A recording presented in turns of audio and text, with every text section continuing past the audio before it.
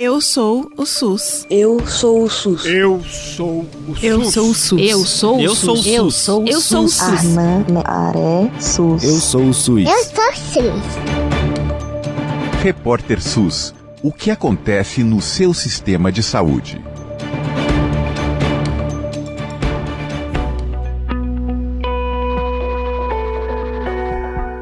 Hoje o nosso assunto aqui no Repórter SUS é a judicialização da saúde no Brasil, mais especificamente do acesso a medicamentos de alto custo. O número de novas ações triplicou em 2024 em relação a 2020, de acordo com dados do STF, o Supremo Tribunal Federal. Em 2020 foram feitas 21 mil novas ações relacionadas à saúde por mês, enquanto em 2024 esse número alcançou 60 mil ações. O crescimento dessas ações e a falta de critérios para a determinação das responsabilidades fez com que o Supremo Tribunal Federal decidisse sobre o assunto e a decisão foi homologada recentemente. Esse julgamento partiu de duas ações movidas por cidadãos e cidadãs que entraram na justiça para que seus estados de origem pagassem remédios de alto custo com os quais eles não tinham condições de arcar. No primeiro caso, o estado do Rio Grande do Norte alegou não ter obrigação de pagar por medicamentos que não estão incorporados ao SUS, e no segundo, o estado de Santa Catarina justificou que a decisão sobre quais remédios deveriam ser ofertados ao paciente ou à paciente cabia à União, cabia ao governo federal. Bom, a partir de agora, com a decisão mais recente do Supremo Tribunal Federal, há 6 critérios que o remédio precisa atender para ser ofertado a pacientes. O remédio tem que ter sido negado pelo órgão público responsável, não pode ter outro medicamento disponível nas listas do SUS capaz de substituir o que foi solicitado, tem que ter evidência científica sobre a segurança e a eficácia do remédio, ele tem que ser indispensável para o tratamento e a pessoa que solicitou não pode ter condições financeiras para comprar o remédio. E que a decisão da Conitec pela não inclusão do medicamento nas listas do SUS seja ilegal, que não haja pedido de inclusão ou que haja demora excessiva na análise. Bom, só para a gente explicar, a incorporação de remédios no Sistema Único de Saúde depende de uma avaliação da Conitec, que é a Comissão Nacional de Incorporação de Tecnologias no SUS. De acordo com dados do Ministério da Saúde, desde 2023, o Sistema Único incorporou 46 tecnologias, 15 para doenças raras, 11 para oncologia, 7 para doenças crônicas, 9 para doenças infecciosas e 4 para outras condições. E ainda, de acordo com o Ministério, mais de 12 milhões de pessoas receberam medicamentos de graça para tratamento de doenças raras ou crônicas. Bom, o STF também definiu responsabilidades pelos custos em caso de medicamentos que superam o valor de 210 salários mínimos. Isso hoje significa R$296 mil. A União tem que arcar com o pagamento caso a Justiça conceda o direito ao medicamento. No caso de remédios de 7 a 210 salários mínimos, a União tem que ressarcir os estados e municípios em 65% do valor. E tem uma regra específica para medicamentos oncológicos, em que a União será responsável por 80% do custo. Vamos entender tudo isso? Entender essa decisão do Supremo, entender se essa judicialização excessiva pode trazer consequências ao andamento do acesso a medicamentos de alto custo no nosso país, e entender por que esse problema não está resolvido no Brasil ainda. Por que é que a população precisa ir para o judiciário resolver um problema que poderia ser resolvido na organização do próprio Sistema Único de Saúde?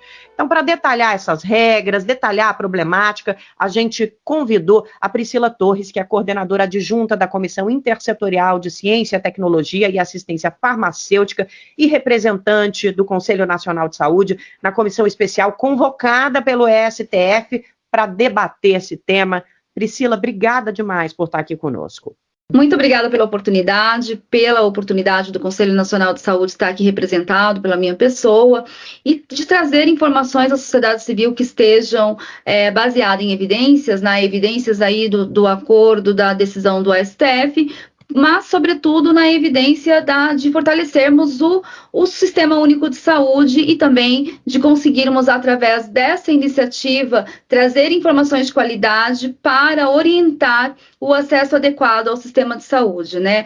Eu gostaria também de ressaltar aqui que na Comissão Especial do Supremo Tribunal Federal, eu fui representante do Conselho Nacional de Saúde e participei das 23 audiências que chegaram aos termos do acordo. É isso, então a gente está aqui com a Priscila, que acompanhou esse processo muito de perto e que vai poder trazer para a gente algumas informações que muitas vezes, quando vem do judiciário, é mais difícil para a gente até entender mesmo. Para a gente colocar todo mundo na mesma página, Priscila, eu vou começar com uma pergunta simples. Qual é a importância dessa decisão do STF, desses detalhes que essa decisão traz para os cidadãos e para as cidadãs do Brasil? Facilita o acesso a esses medicamentos de alto custo? Facilitar o acesso a medicamentos de alto custo não é o objetivo da decisão e nem o objetivo do tema 1, 2, 3, 4 e do tema 6. Nós temos que ressaltar que a facilitação de acesso ela é garantida através de políticas públicas de saúde, ela é garantida através de protocolos clínicos e diretrizes terapêuticas e linhas assistenciais do Sistema Único de Saúde. A decisão do STF ela traz um benefício ao usuário que muitas das vezes, neste momento, com o clamor social que estamos tendo nas redes sociais, ele não está sendo compreendido de forma adequada. A decisão do STF, ela traz 2 pontos muito importantes. O primeiro, através do tema 1, 2, 3, 4, ele vem trazer ressarcimento e financiamento às decisões judiciais. É importante ressaltar que antes dessa decisão, os estados e os municípios eram judicializados com valores financeiros que estavam além da sua capacidade de viabilidade econômica. Então, você tinha estado pagando medicamentos extremamente caros que tirava do orçamento daquele estado, daquele município, recursos que seriam, por exemplo, destinados à atenção básica ou à atenção média e alta complexidade.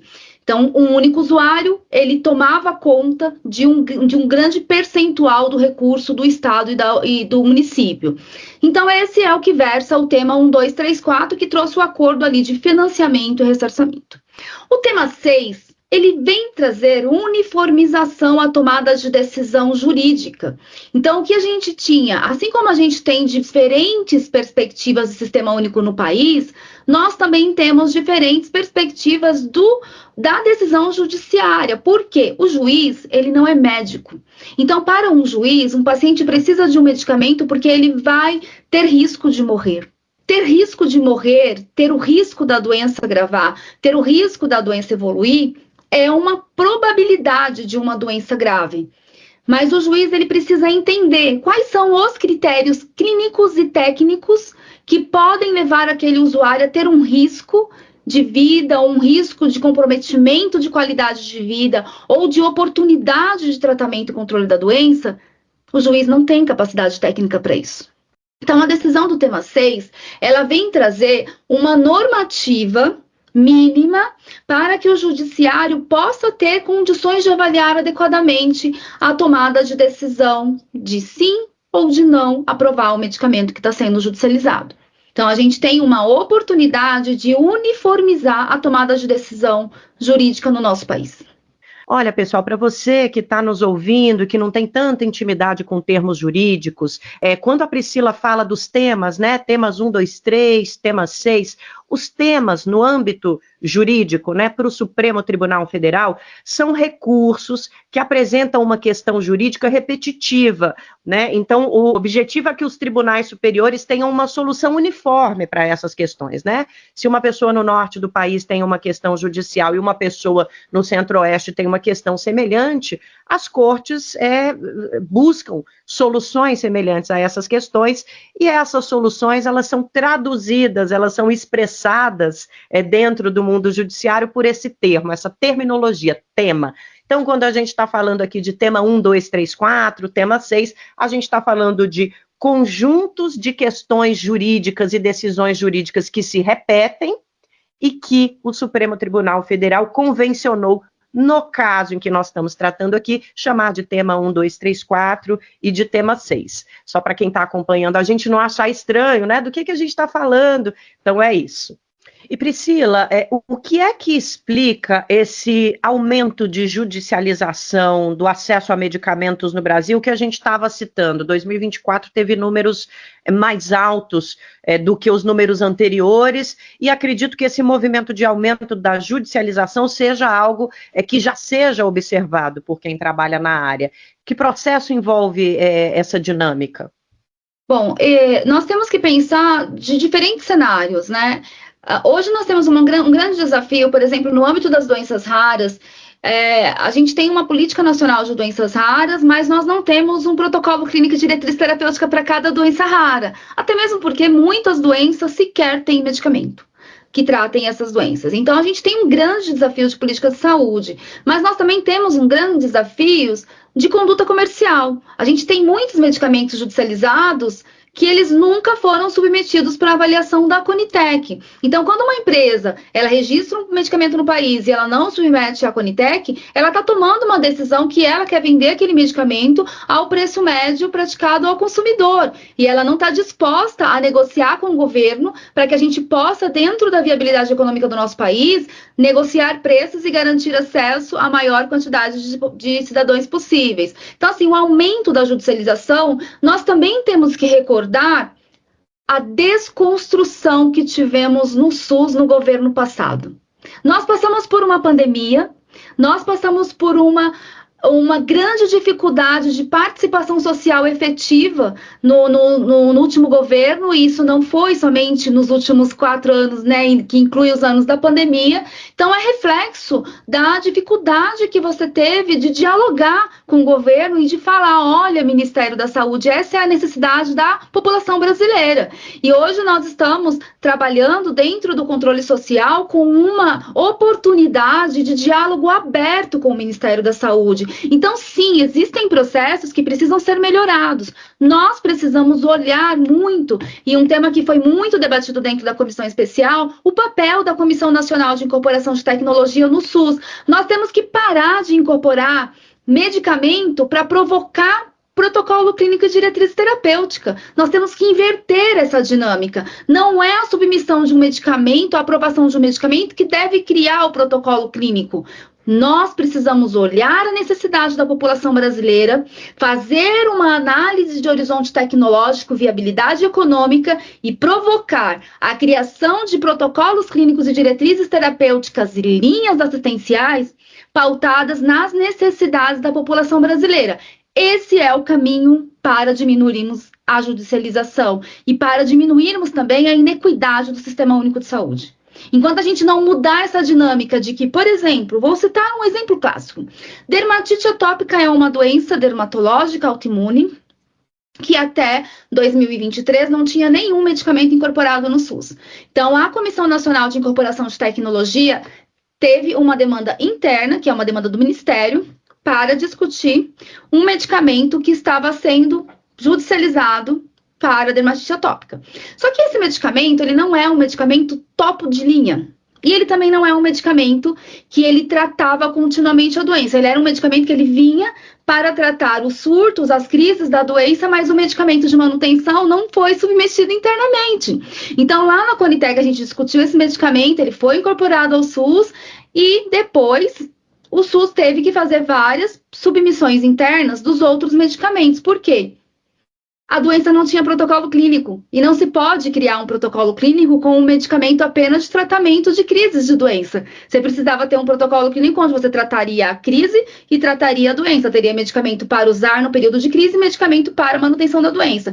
Então, a dermatite atópica é um exemplo de um medicamento que não seria suficiente para criar um protocolo. Então, a gente tem que olhar quais são as doenças mais judicializadas no país. Quais são os medicamentos mais judicializados no país? Enquanto a gente não conseguir olhar isso e fazer análise desses dois parâmetros, a gente não vai diminuir a judicialização no país. Eu queria aproveitar, principalmente que você trouxe, inclusive, um exemplo prático, né, de um problema que precisa de um remédio específico, para colocar todo mundo que está nos ouvindo na mesma página em relação a como está hoje o acesso a remédios de alto custo no Brasil, de maneira bem prática mesmo, Priscila. Uma pessoa que precisa de um remédio que não está disponível no SUS hoje, que tem um alto custo, o que é que ela vai enfrentar? Qual vai ser a jornada desse paciente ou dessa paciente? Pelo que você está nos dizendo, não há uma organização formal para a gente dar uma resposta única para essa pergunta, né? Mas imagino que a gente possa conseguir entender melhor o que está acontecendo no nosso país a partir dessa resposta. Bom, vamos lá. A gente tem dois cenários distintos, e que esses dois cenários também foram considerados na decisão do tema 6. Você tem uma doença, um diagnóstico. Então, quando você tem um diagnóstico de uma doença, o médico, ao realizar a prescrição médica, ele tem que conhecer se o Sistema Único de Saúde tem um protocolo clínico para aquela doença ou não. Não é o papel do usuário saber, amanhã eu sou uma pessoa que convive com artrite reumatoide, tá? Então vou citar essa doença. Amanhã eu vou ser diagnosticada com artrite reumatoide e eu já tenho que conhecer todos os protocolos do SUS. Não. Os profissionais de saúde devem conhecer os protocolos do SUS, esperamos que conheça. Então, quando um médico prescreve um medicamento, ele tem que olhar se aquele medicamento faz parte de alguma política pública. Então, por exemplo, a artrite reumatoide é uma doença que na década de 2000 ela tinha uma grande quantidade de judicialização, inclusive judicializando os estados de medicamentos imunobiológicos. Os medicamentos imunobiológicos hoje, no ano de 2020, eles custaram 7 milhões de reais ao Ministério da Saúde. Na verdade, e assim, é um dos medicamentos, desculpa, acho que se não me engano, são 7 milhões ou são 6 bilhões, eu acho que são 6 bilhões.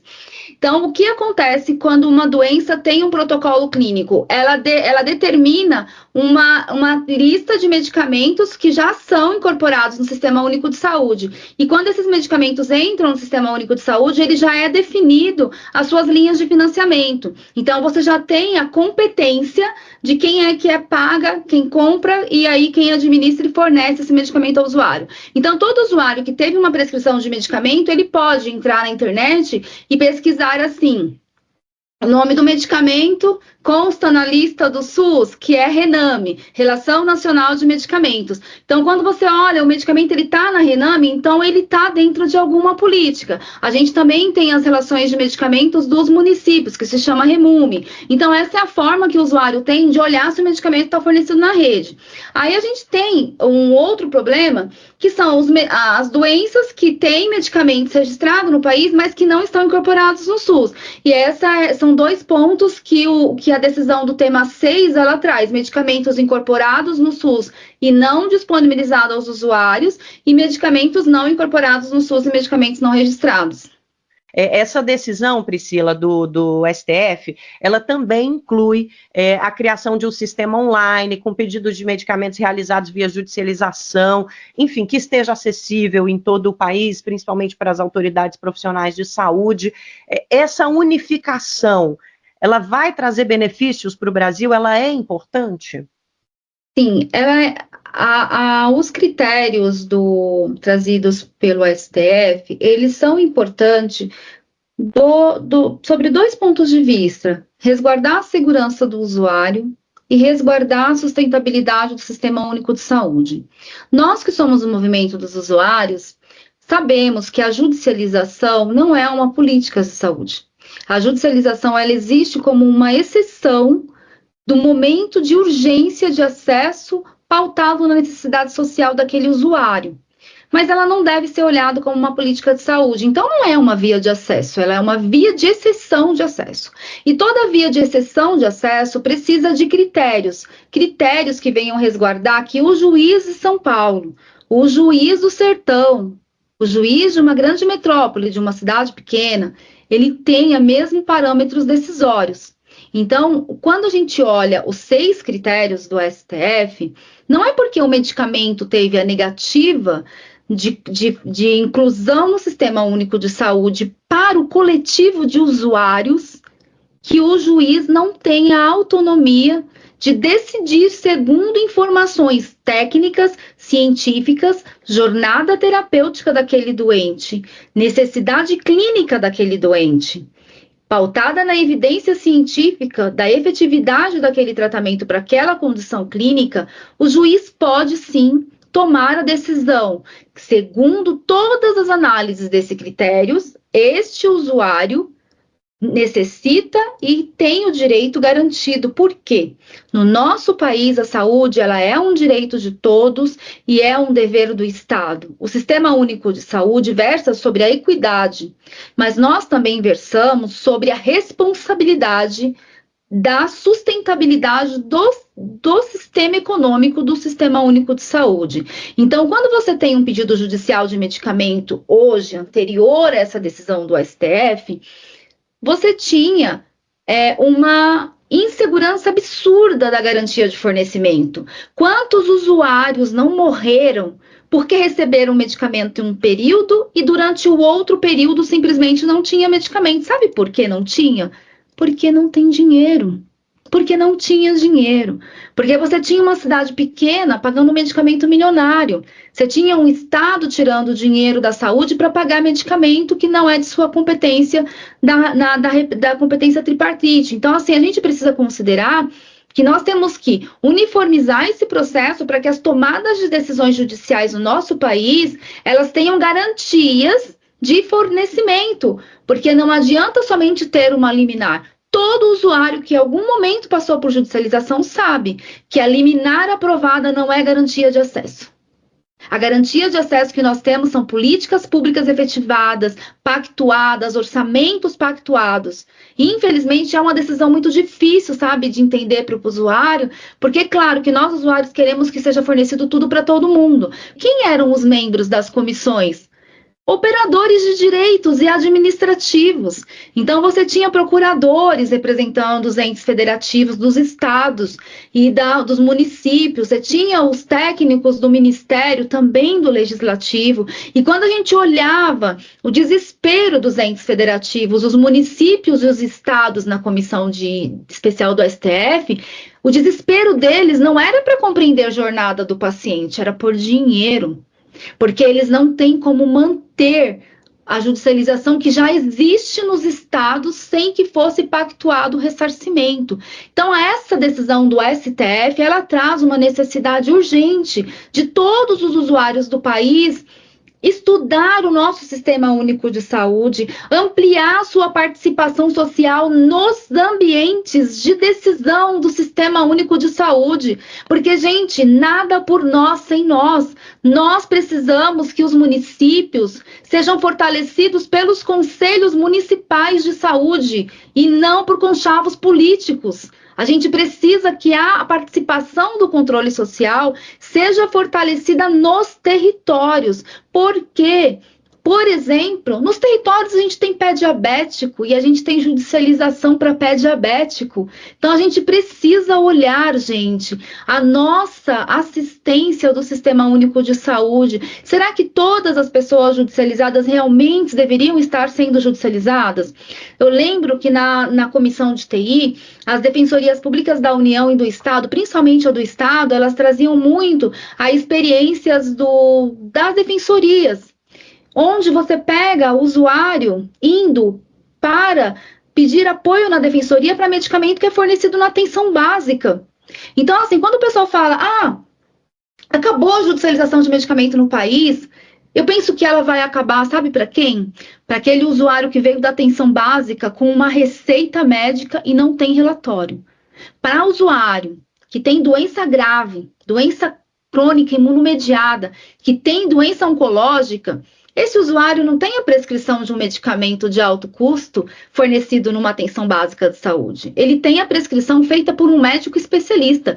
Um médico especialista que está prescrevendo porque se autodeclara capaz para gerenciar o uso daquele remédio. Então, se o médico tem capacidade de prescrever ele também tem conhecimento técnico-científico para fazer um relatório robusto e provar para o judiciário que a decisão individualizada ela é necessária e se faz necessária para cumprir a Constituição.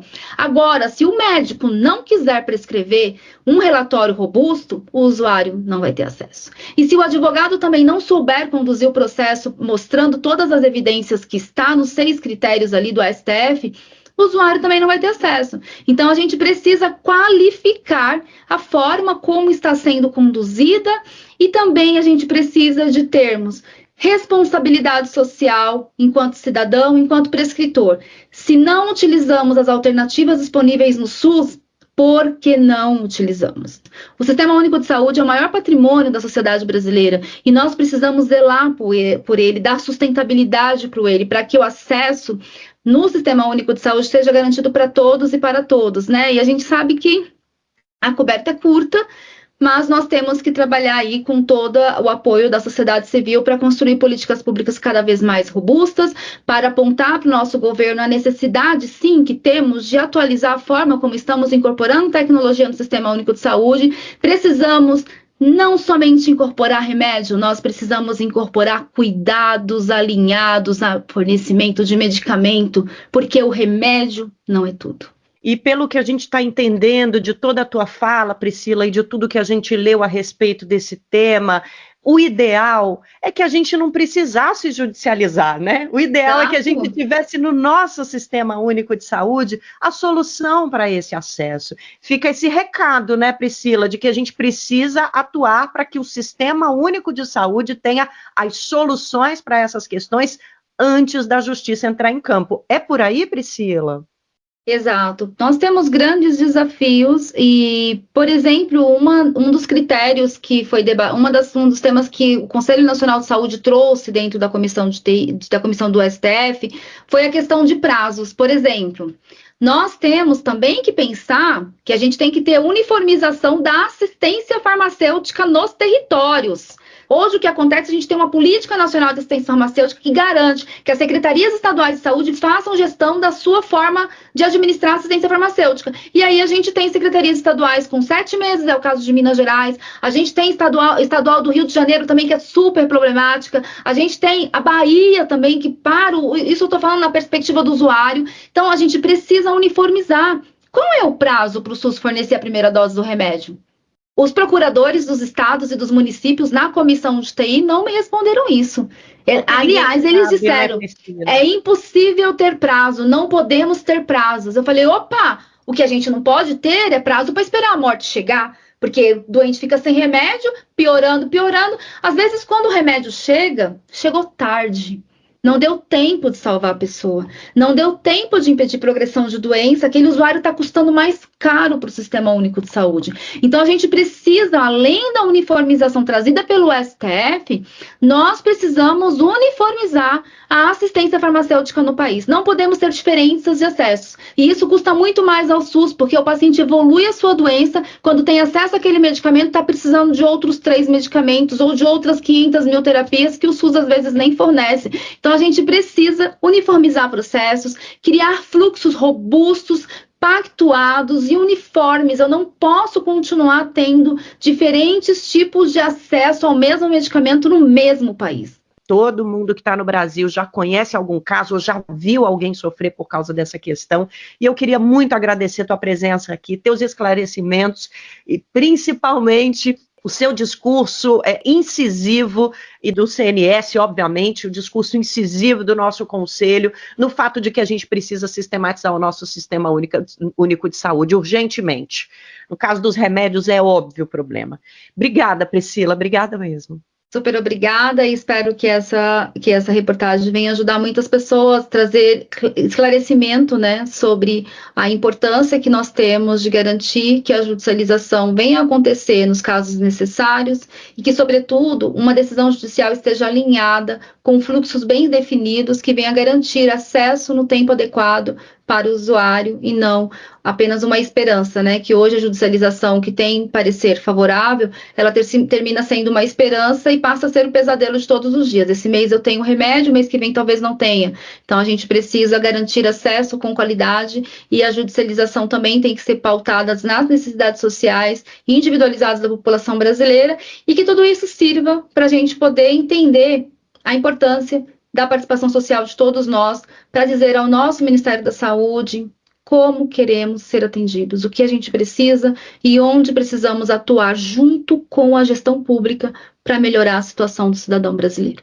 Priscila Torres, coordenadora adjunta da Comissão Intersetorial de Ciência, Tecnologia e Assistência Farmacêutica do Conselho Nacional de Saúde. A Priscila participou, esteve presente no âmbito do Judiciário, acompanhando todas as questões que levaram o Supremo Tribunal Federal às decisões mais recentes e trouxe todo esse conhecimento aqui para a gente.